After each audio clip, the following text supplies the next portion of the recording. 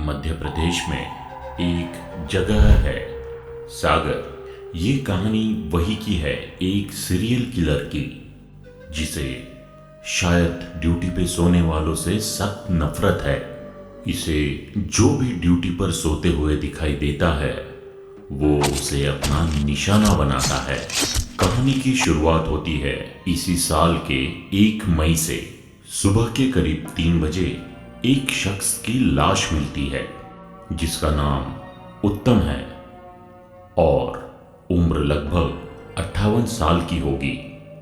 और ये लाश वहीं पर बन रहे एक ब्रिज के नीचे मिलती है।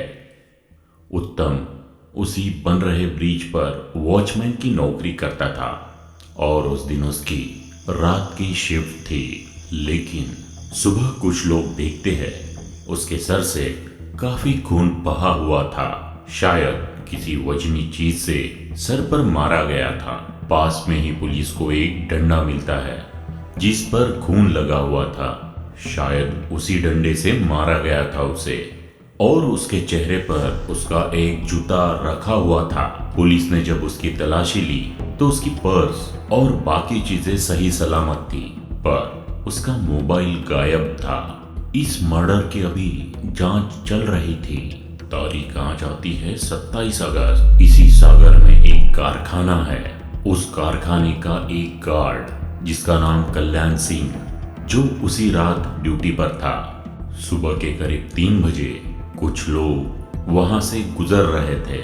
अचानक उन्हें कल्याण सिंह की लाश मिलती है। पुलिस को बुलाया जाता है।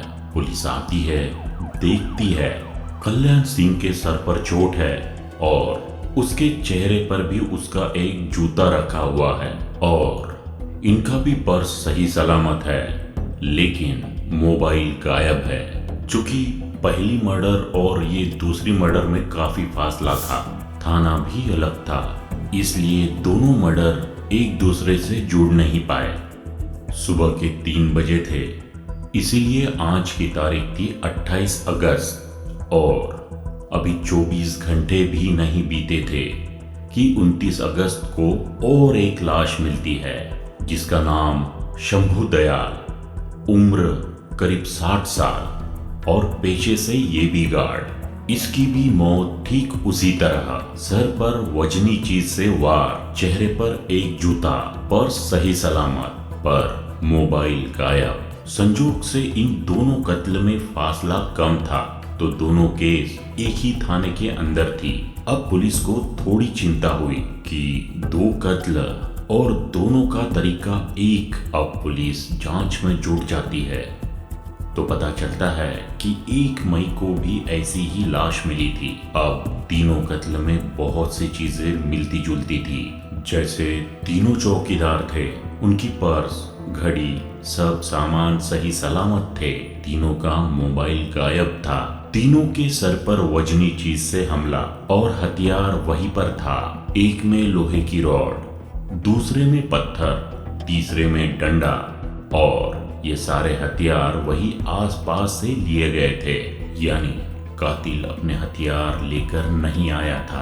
अब पुलिस को ये समझ में आ गया था ये एक सीरियल किलर का मामला है।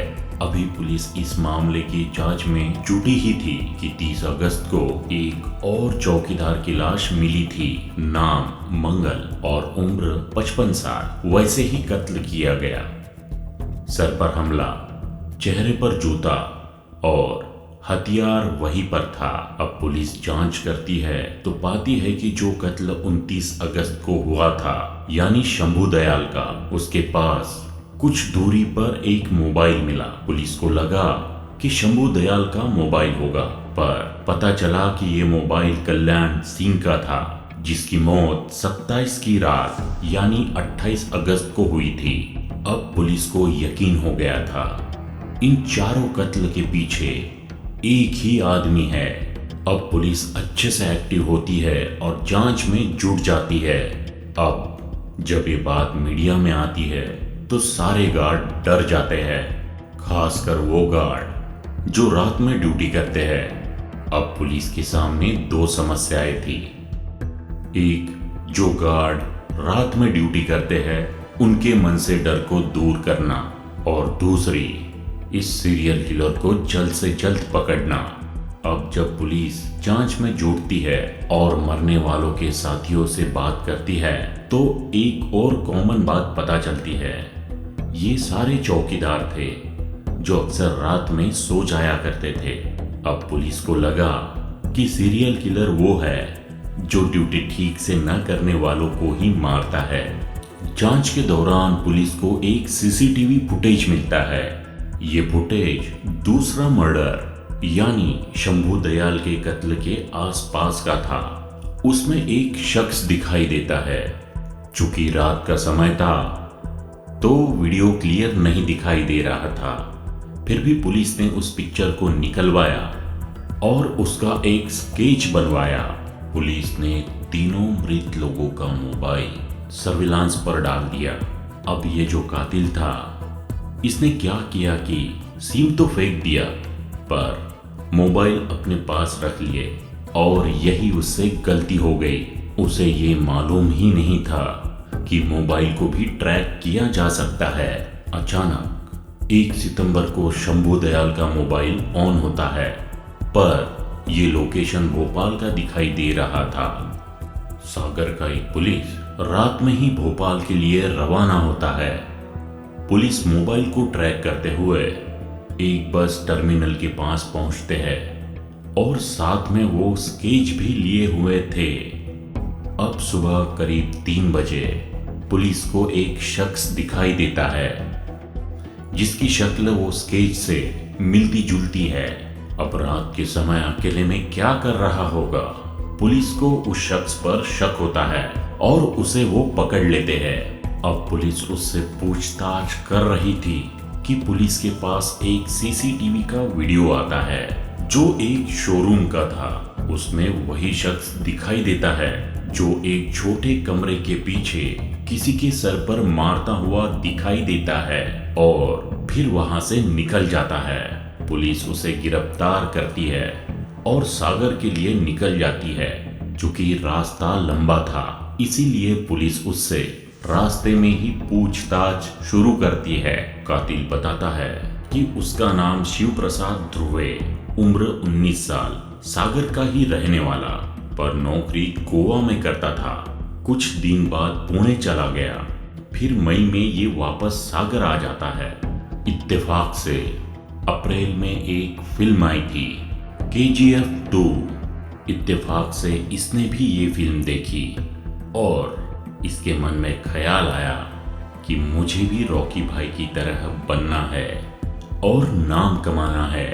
अब ये सोचने लगा कि क्या करूं। इसने सोचा कि कुछ ऐसा करो जिससे लोग डर भी जाए और मीडिया में इसका नाम हो। अब उसने तय किया कि ये लोगों को मारेगा।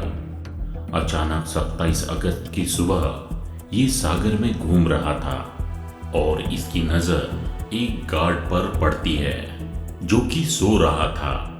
वो वही पास में पड़ा एक पत्थर उठाता है और उसके सर पर मारता है। उसकी वही मौत हो जाती है। उसके दूसरे दिन और तीसरे दिन भी एक एक लोगों को मारता है। उसका प्लान एक गार्ड को भी मारने का था पर इत्तेफाक से वो बच जाता है। 30 अगस्त की रात, तीज का त्योहार था उस दिन। वही सागर में ही एक ट्रैक्टर का शोरूम था। वहां एक गार्ड था जो सो रहा था। ये वहां पहुंचा।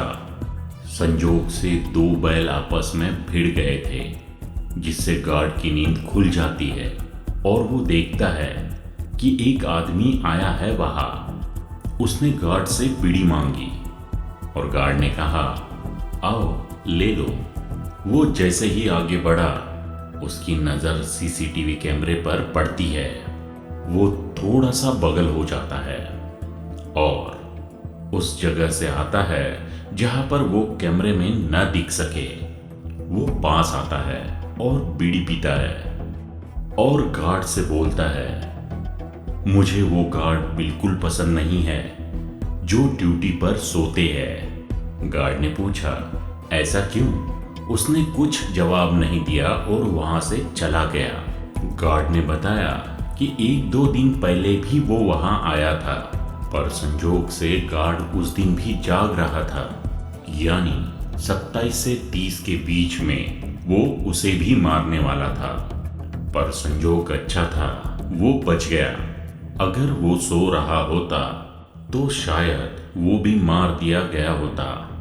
और ये सारी बातें न्यूज़ पर आ गई थी, तो इसीलिए इसी ने 31 को सागर छोड़ दिया और भोपाल चल दिया, ये सोचकर कि वहाँ किसी को इसकी जानकारी नहीं होगी। इसीलिए वो भोपाल पहुंच गया। रात में ये घूम रहा था कि अचानक इसे गार्ड मिल जाता है जो सो रहा होता है।